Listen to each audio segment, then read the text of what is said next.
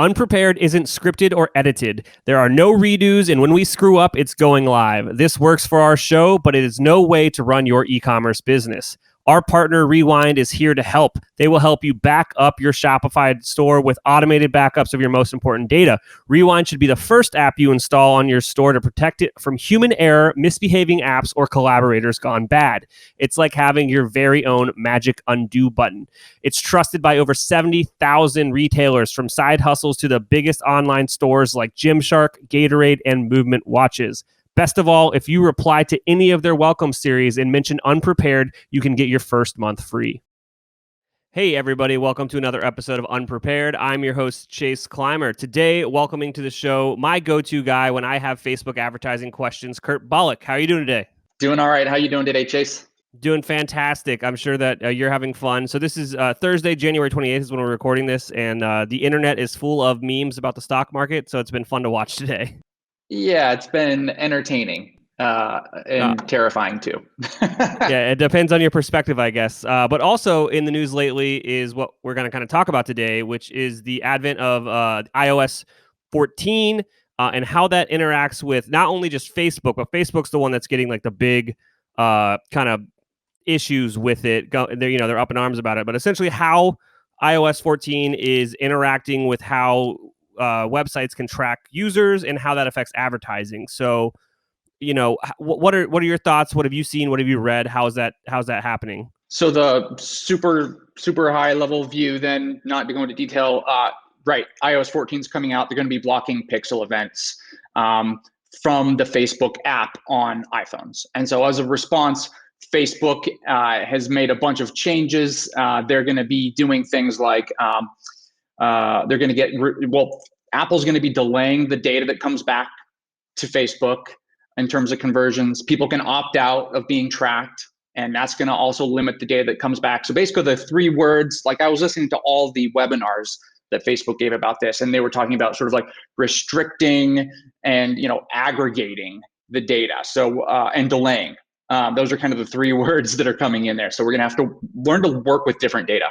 Yeah. I've read a lot that one of the main things that is going to be coming from an advertiser side is they are just getting rid of on the Facebook side, they're getting rid of the 28-day view just in general, which is, was the default view for most advertising on the back end of Facebook. Now it's going down to the default of 7-day, I believe. Yep. So now it's 7-day click. Down from 28-day click, 1-day view, down to 7 days where they're defaulting it, but you can still set it to 7-day view, 1-day click if you want to, although some of that view data may not be coming through in the same quantities it was before. So yeah, attribution window's changing. Yeah. And that's usually what most people are looking at when you're talking about return on ad spend. Everyone out there, your metrics are going to be wonky with whomever you're using to do your ads, whether it's internally, you're doing it yourself, you have a team member, or you're working with a partner. Ride the wave, because they're experiencing it just as you are. And it literally, they didn't warn anybody really. They said this is happening, and then it happened like 2 weeks later without releasing any information.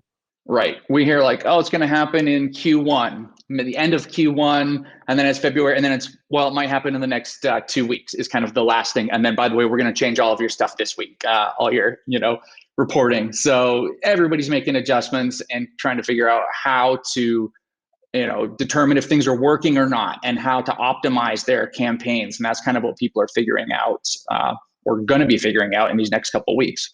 Yeah, the one thing I do want to point out, though, is it's Facebook's still spending money, and people are still seeing returns. It's just harder to track it right now, and people are retooling what KPIs they find important in their kind of data and in their reports. But we still have clients spending exactly what they were spending, and the trend lines for where their sales are looking the same.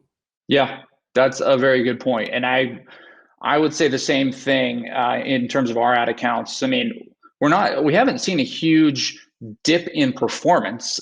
It's mostly on the reporting side so far. Now, iOS 14.4 is just barely being pushed out like today and maybe yesterday or something to some phones.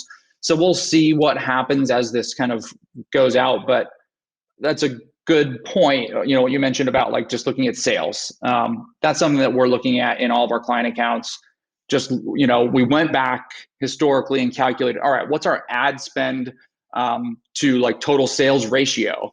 And people call that different things, right? Blended ROAS or MER, media efficiency ratio, all this different names for it. But essentially look at your sales to your spend and historically, and then you can use that to help you moving forward to make sure that you are making sales and you're not tanking without knowing it because your reporting is weird. Yeah, I think that in the next couple of weeks there'll be something that comes out that the community will latch onto as kind of like the new standard. So that's something that we definitely want to keep our eyes peeled for.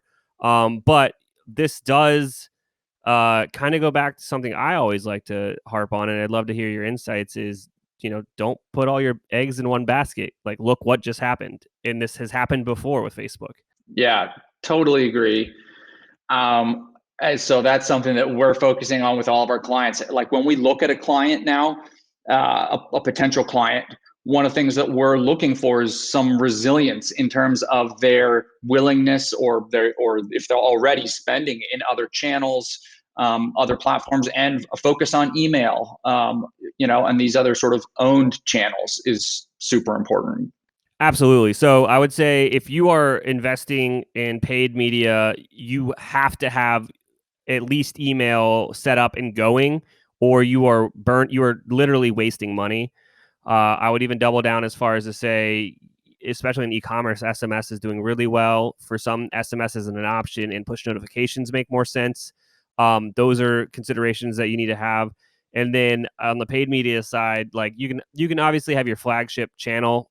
Oftentimes that's Facebook and Instagram, but you need a secondary channel too, just in case something like this happens. You need to be kind of building those insights, building that data, and if there's something weird that happens, you need to be able to kind of switch where your spend is going and at least have a predictability of what's going to happen. Yeah. Yeah. I mean, we've been along those lines with a number of our clients doing things like split testing their pop-ups, their email capture forms, to make sure that, hey, we're spending money and sending people to the site. Let's make sure that we're capturing as many of those email addresses as we can. In some client accounts, we're focusing more on actually running email capture campaigns, lead gen campaigns. But yeah, totally agree. You got to have your email flows set up. Otherwise, you're just leaving money on the table, and everything that you're doing is less efficient. Oh, absolutely. I mean, it's email is something to where it kind of like you build it all out, you get all these automations, you get all these touch points built out, and then you're prospecting with Facebook and Instagram, and you're bringing people into the funnel. And once that flywheel starts to work around like month 3, you'll see this like bump where the flywheel starts to kick in, and it's like it's bringing in the people that need that long tail. They need those extra touches to convert, and it just starts working, and it starts building upon itself. Yeah, and one interesting thing, we have like furniture client, and their sales sort of cycle is longer. And we're not going to see all that stuff in Facebook like we used to with the 28-day click. Their sales cycle would extend beyond that 28 days in many cases. But so yeah, we're really putting a focus on email, and also synchronizing some of those lists from Klaviyo to Facebook so we can keep those multiple touch points, but focusing on welcome flows, just to really kind of nurture prospects after they have those first encounters with the brand, probably through paid traffic. Yeah, I mean, I saw an awesome article yesterday that I shared with Ryan, our media buyer, and I'll try to make sure it's in the show notes here. But it was just kind of the insights from about a dozen brands or so, and they were spending just a lot of money, millions of dollars. And it kind of just was like showing what happens when you go from a 28-day click down to like a 7-day click, and insights like that. But like one of the things that they brought up there was like, if you're talking about anything like that is more of a luxury item, that's not an impulse buy, and the example they used was couches, which furniture. They're like, that's not going to show up in any of these windows. You know what I mean? So it's like, while these things are going to affect everybody, they're going to affect them differently. And if you've got a direct response type impulse product versus a long-term luxury product, those are two different strategies. Yeah, absolutely. I mean, that conversion, time period is one thing to look at. Also, just like we have different mixes of Android to iOS with our different clients too.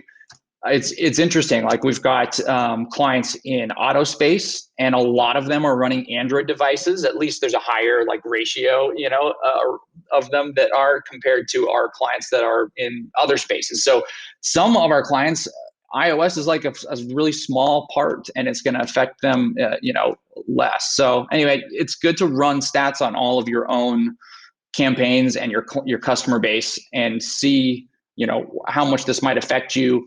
And you have to have context is the point, right? For your individual campaign. Yeah.